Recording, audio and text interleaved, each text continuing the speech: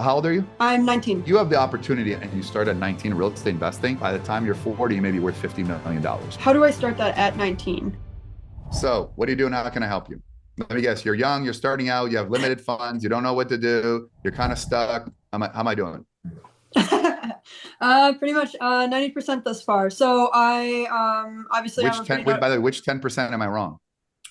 um Exactly. there's okay. Exactly. All right. So what are you doing? How can I help you?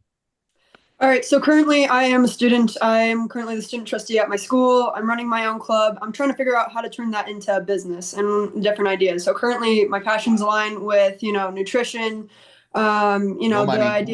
idea that with so many things going on in America, I've done a few different research projects on the fact that, additives that are in our foods. No money. Yeah, so I'm trying to figure out Like, how do I like turn those that. are like blog posts, right? They're not there. Right. First of all, how old are you? I'm 19.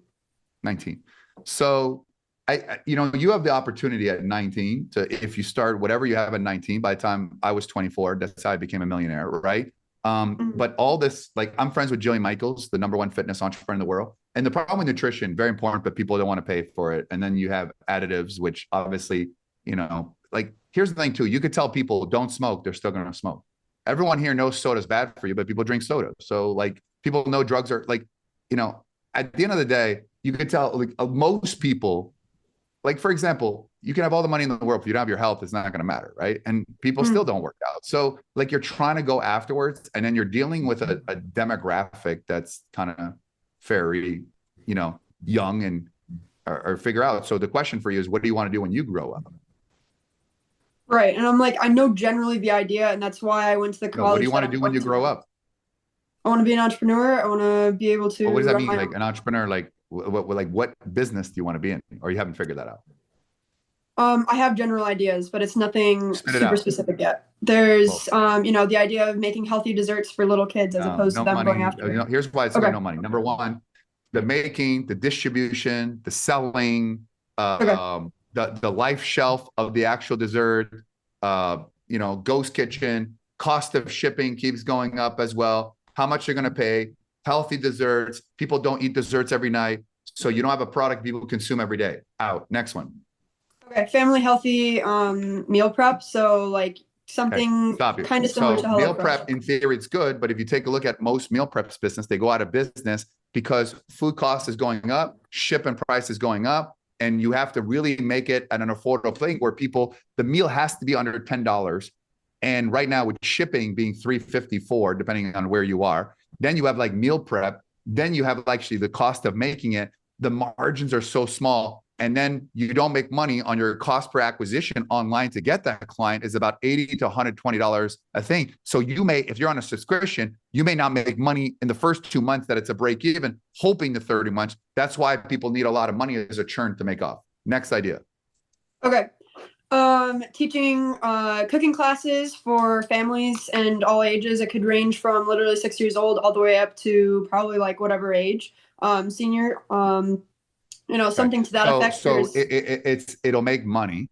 It won't make that much money, right? okay. Because so that's like one thing kind of like to really you need to like, it's like a side thing. Like maybe make some weekend as well. Okay. So a couple of Okay. things that you should do. Like for example, I own museums all over the world. Anything that's experiential, right? So if there's a way that, especially on the weekends where people don't know, create places where kids activities or people could drop off their kids for an afternoon and do whatever it is. And there's a big problem right now of like, oh, I got one kid in one place. I can't get to both place. My husband's out of town, right? So anything that's there, kids' birthday parties where people like theme, like Barbie theme, Avenger theme. So whatever, like someone says, wow, they're big Hulk, and you would literally just plan a whole kind of Avenger theme, and then maybe even get some sponsors to be able to there as well. So anything that's kids experiential is a big business. People pay a lot of money, right?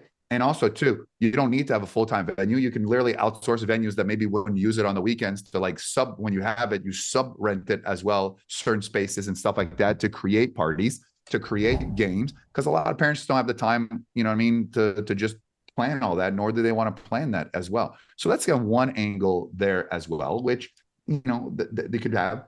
The other idea that I gave everybody wants to be like entrepreneurial. So imagine kids can actually be like an entrepreneur club for kids, right? Where kids can in your local town can come in and be a business person for the day, or start little businesses or create little lemonade stands. You know, people do that. We pay a lot of money.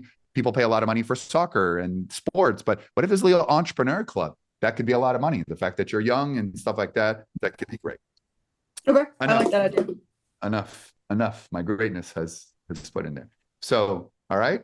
So Okay. these are all good ideas, and you're on the right path on entrepreneurism. But I started off with real estate investing. If you really looked at it and you start at 19 real estate investing, that's probably the business that's most likely to get you to 8 figures. You know what I mean? What I said to you is probably going to be 7 figures, mid 6 figures. But if you really want to build wealth and stuff like that, like things about, you know, like buying and selling companies, with that kind of like what I do with my partner, Adam, or when I started real estate investing, to immerse yourself at that career at 19. One day, if you start at 19, by the time you're 40, you may be worth $50 million, but you're not going to be worth $50 million doing that. How do I start that at 19? I'm sorry. I didn't want to interrupt you. No, I just find it funny to raise your hand. I'm not ready. I'm not. Okay. Now, but here's the thing. You can learn, you can get coached, you can, you know, there's resources you can read. Like, you know, here's the thing too. It's all about doing, right? It's not, you know, it's not like a lot of times I'll do things and then I'll figure out as I go. Like, you know, like real estate investing, you can go take a look at properties, right? You can put offers on properties and you have no money. They don't know, right? So I think you just have to get the knowledge base, and the knowledge is everywhere. Knowledge is not hard. Getting the will to succeed, that's another one. Okay. Okay. Just, I'm wondering, do you have any tips? Go ahead. What? More tips. You're like sucking my brain. Sorry. Is there any like tips you have because there's a lot of noise in the world. So how do I cut out all the noise and I'm able to find what's like actual which noise? The noise that it's like, you know, the fake stuff about real estate investing. Because I've read and I've looked at different podcasts, and it's like it doesn't seem like that's something that I can really. A podcast is never going to give you the information. Okay. So unless you listen to mine, but my point of my podcast, you will learn how I build a relationship with people. Like everyone I have my podcast, I do business with them. And that's really what my purpose is. I couldn't, like, obviously people learn, but I use it for me to learn.